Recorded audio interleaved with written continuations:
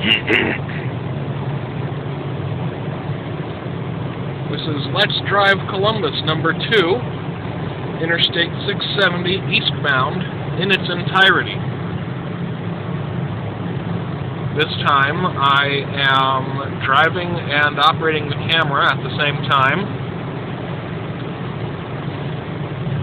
My little Android phone is actually not that hard to operate as a camera.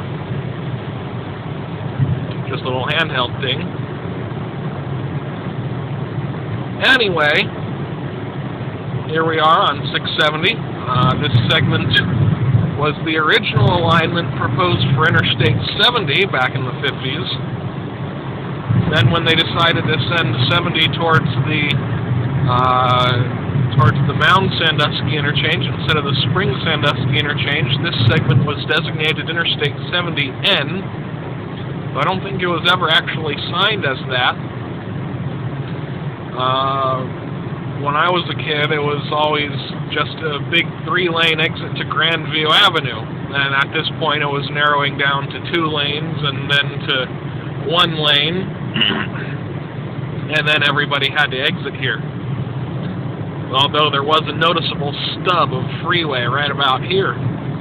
Although it didn't have this upward ramping quality to it, it was just kind of flat. I'm not quite sure why ODOT felt the need to change the vertical profile here when they built this. But anyway, this section opened in 2002, at first with the left 2 lanes closed. And at that time, you couldn't go any farther than the 315 North exit, which is coming up soon. It was in 2003 when the downtown section reopened that all 4 lanes of this segment were finally open for the first time.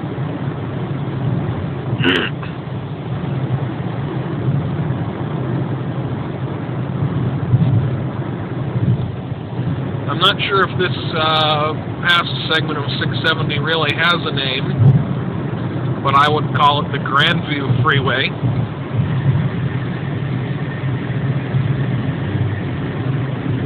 And here with the 315 interchange, the following segment of Interstate 670 is called the North Innerbelt. Of course, the North Innerbelt was rebuilt, opening in 2003.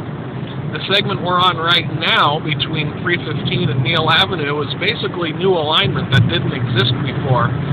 So anybody who says they clinched 670 before 2003 is not understanding that this segment is brand new. Maybe they just don't see it that way.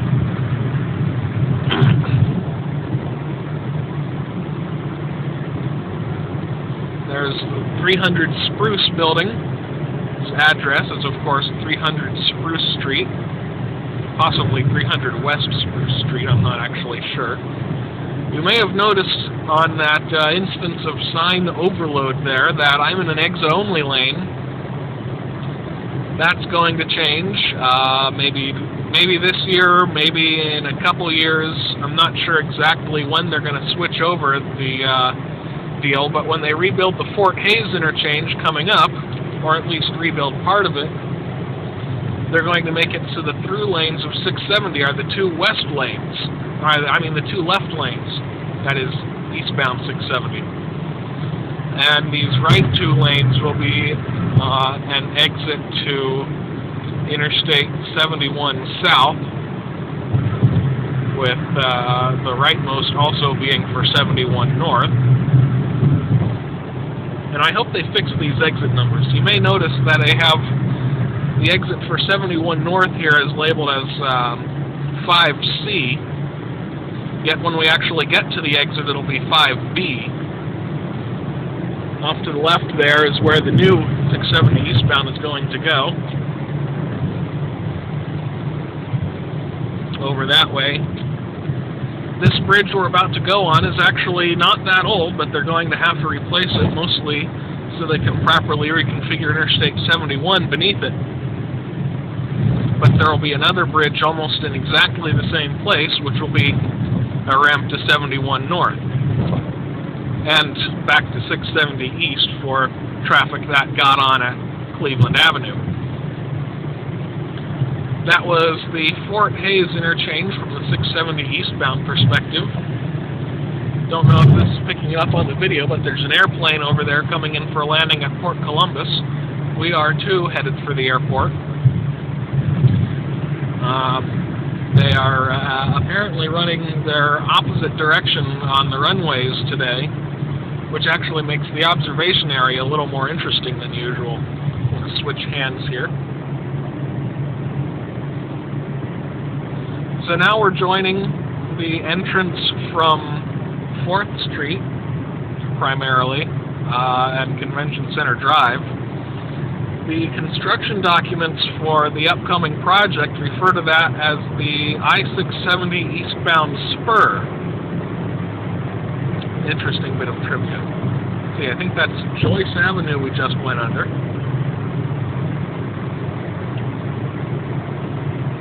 Yeah.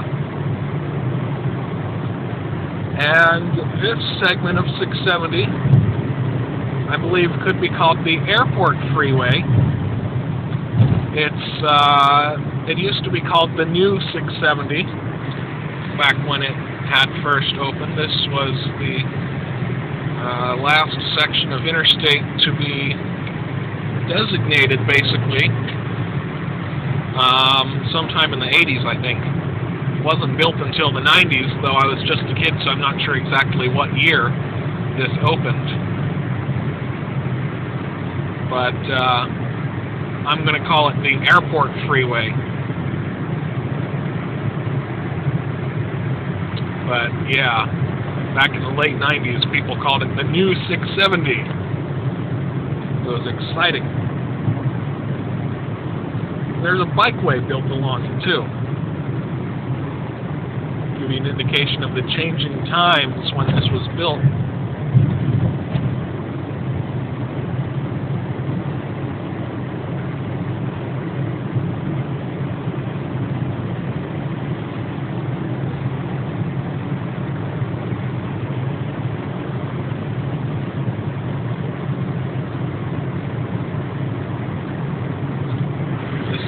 Avenue we're going under. And here's where US Route 62 eastbound joins us.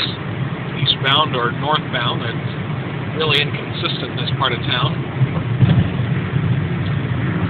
And I'm not sure how old this particular bridge is, but we are now on the old alignment of US Route 62.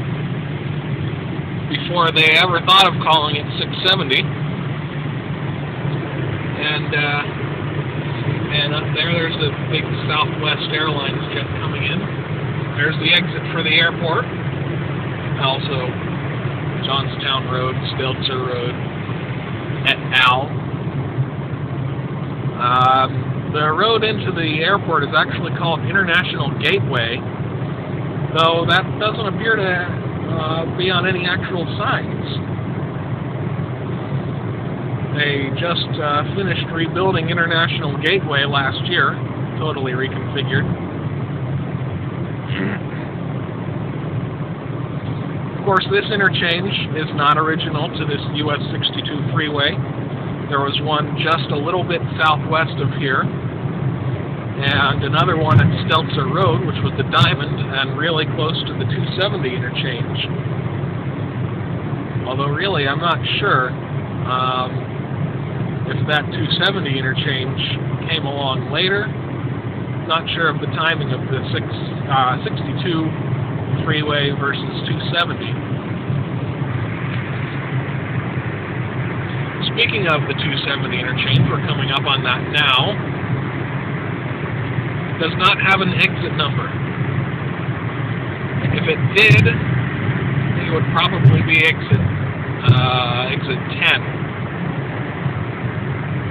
Considering we're just about to hit mile marker 10, just past this next sign bridge. It the straight line diagrams indicate 670 actually occupies this ramp to 270 south. But in my opinion, Interstate 670 should logically be considered to end right here, where the ramp to 62 splits off from the ramp to 270 north. That way there's a direct ramp connection from mainline 670 to all other directions at this interchange. So that sign tells us we're going east on 62, entering Gahanna, and as this is no longer 670, I'm going to stop recording. Hope you enjoyed this, and there will be more. Bye-bye.